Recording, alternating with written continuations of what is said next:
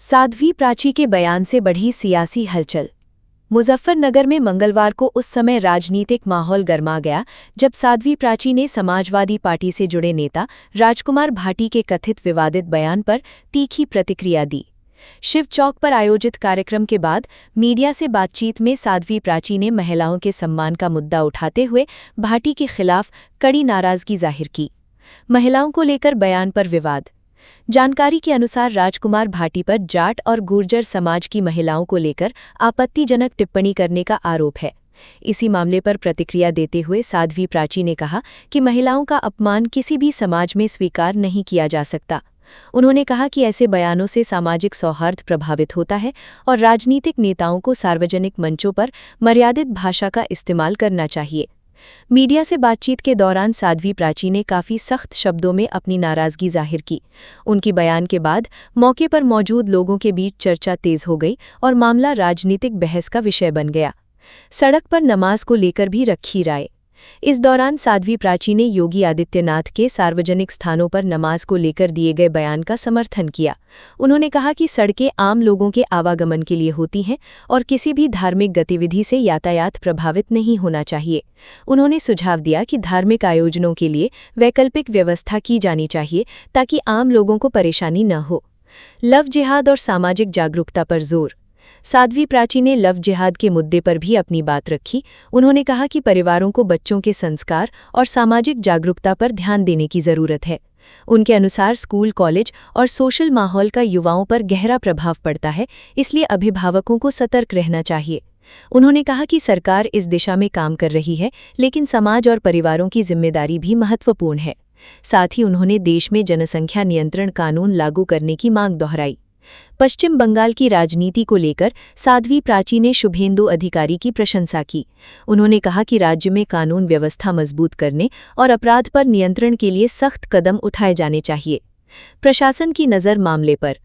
साध्वी प्राची के बयान के बाद राजनीतिक प्रतिक्रियाओं का दौर शुरू हो गया है। हालांकि इस मामले में अभी तक प्रशासन की ओर से कोई आधिकारिक बयान सामने नहीं आया है। स्थानीय प्रशासन ने लोगों से शांति बनाए रखने और सोशल मीडिया पर किसी भी भ्रामक या भड़काऊ सामग्री को शेयर न करने की अपील की है। जनपद मुजफ्फरनगर से सचनामा न्यूज के लिए संवाददाता तनवीर मलिक की रिपोर्ट। मुख्यमंत्री आदरणीय योगी जी ने जो कहा है बिल्कुल सही कहा है भाई। सड़कें चलने के लिए बनाई गई है, जनता के लिए चलने के लिए बनाई गई है, रास्ता तय करने के लिए। वहां घंटों घंटों जाम लगवाए, सड़कों पर नमाज क्यों अदा करे? इससे क्या सिद्ध करना चाहते हैं? बहुत अच्छी बात कही है। अगर घरों में जगह नहीं है तो शिफ्टों में नमाज पढ़े, लेकिन उत्तर प्रदेश की सड़कों पर नहीं चलेगी। राजकुमार भाटी समाजवादी पार्टी के प्रवक्ता, उन्होंने जाट और गुर्जर समाज की महिलाओं के लिए देखिए, ये जो राजकुमार भाटी, मैं इन लोगों के बारे में कुछ नहीं बोलना चाहती, क्योंकि ये सिर फिरे लोग हैं। केवल और केवल इनको मुस्लिमों की वोट चाहिए। महिलाओं को अपमानित करने वाला दुर्योधन का क्या हश्र हुआ, रावण का क्या हश्र हुआ। इसलिए मैं कहूंगी महिलाओं को कि इसको पकड़ करके, काला मुंह करके, जूतों की माला डाल करके शहर में गधे पर घुमाए, ताकि इसको इसकी औकात का पता चल जाए। बंगाल में प्रचंड जीत हुई है, नई सरकार, एक आक्रामक जो वहां पे आक्रामकताओं का राज खत्म हुआ है, क्या उम्मीदें सरकार से है वहां पर? देखिए, बंगाल के अंदर एक अरसे के बाद हिंदुत्ववादी सरकार बनी है, सनातनियों की सरकार बनी है।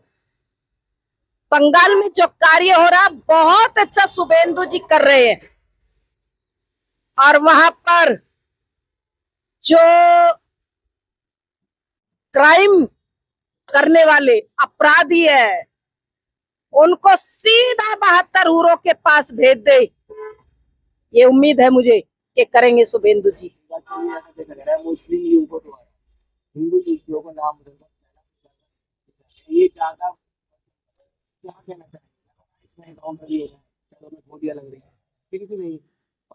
देखिए, हिंदू बच्चियां भोली भाली है, और मैं कहूंगी उनके माता पिता से कहूंगी कि बच्चों को संस्कारित करें, संस्कार दे। लेकिन है क्या कि बच्चे माता पिता के पास कम रहते हैं आजकल। स्कूलों में, कोचिंग में जाते हैं, वहां की सोसाइटी हमारी हिंदू बच्चियों को खराब करने का काम करती है। लड़कियों से मैं कहूंगी कि किसी भी मुस्लिम लड़की से दोस्ती ना करे। मुस्लिम लड़कों से खतरा नहीं, मुस्लिम लड़कियों से ज्यादा खतरा है भाई। ये सलमा से ज्यादा खतरा हो गया। इसीलिए हिंदू बच्चियां फंसती जा रही है। हिंदू बेटियों को लव जिहाद से बचाने के लिए सरकार बहुत अच्छा काम कर रही है, लेकिन बेटियों को भी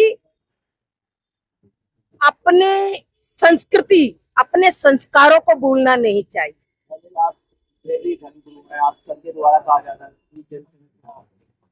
आप किसको लेकर कोई नहीं, हम रोज बोल रहे हैं, जहां भी कार्यक्रम है, हमने कल भी बोला है, शामली में सब बोल रहे हैं, सरकार जल्दी से जल्दी जनसंख्या कानून लेकर के आए, ये बहुत जरूरी है। लगातार जो साइबर ठगी की जो घटनाएं वो बढ़ रही है, लेकिन इसमें जो गिरफ्तारी हो रही है वो अधिकांश गिरफ्तारी मुसलमानों की है। कल भी मुजफ्फरनगर में पुलिस ने 2 लोगों को गिरफ्तार किया है। देखिए, मुजफ्फरनगर की जो एजेंसियां, उनको धन्यवाद दूंगी। जो साइबर ठगी मुजफ्फरनगर के अंदर 5,000 का अकाउंट खरीदते हैं, उनको 5,000 देते। गरीब लोगों को, हिंदुओं को नहीं मालूम तुम्हारे खाते में क्या हो रहा है। फिर जेल में जब वो ठगी कर लेते हैं, करोड़ों करोड़ों रुपए की ठगी कर रहे हैं वो जिहादी, फिर वो हिंदू बच्चे, हिंदू लोग जेलों में जा रहे हैं। जिहाद केवल सड़कों पर नहीं चल रहा है, ये साइबर जिहाद बहुत तेजी से बढ़ रहा है।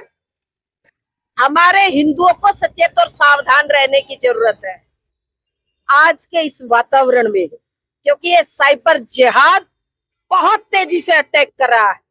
हिंदू बच्चों को मैं इसलिए बार बार कहती हूँ कि हिंदू बच्चों को इनसे दोस्ती ना रखनी चाहिए, ना ही इनसे कोई व्यवहार रखे, अन्यथा ये लोग न जाने कितने जिहाद करके छोड़ेंगे।